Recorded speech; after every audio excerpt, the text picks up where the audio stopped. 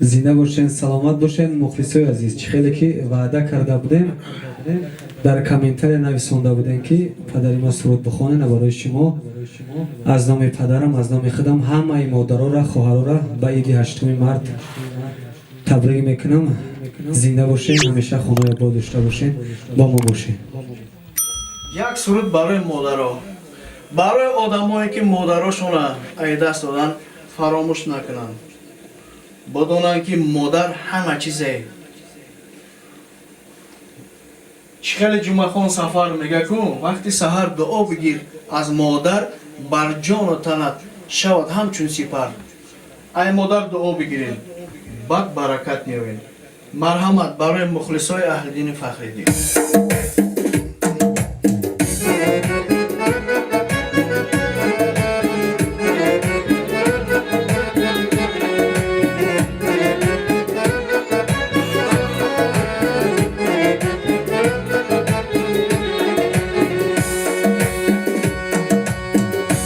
جوانی می رود لیک تو کجایی مادری من. جوانی می رود لیک تو کجایی مادری من. چشم برای تو دارم ای میایی مادری من.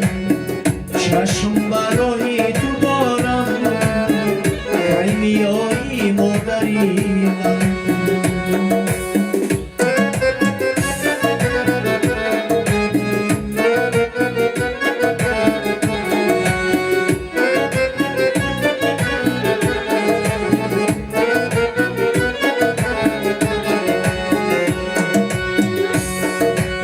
شیری صافی مادرم را من فقط سر چشیدم. شیری صافی مادرم را من فقط سر چشیدم. لیک تا آخری عمرم من دیگر او را ندیدم. لیک تا آخری عمرم من دیگر او را ندیدم. جوانی می رود لیک تو کجایی مادری من. چشم برای تو دارم ای میایی مادری من. چشم برای تو دارم ای میایی مادری من.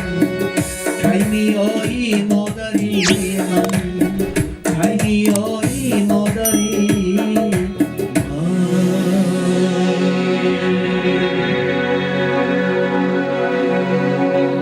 سلامت باشین مخلصانی فرزند من اهل دین فخرالدین. باز در کار باشد همین نمود سرود، من همین نمود میخوانم، باز میخوانم برای شما.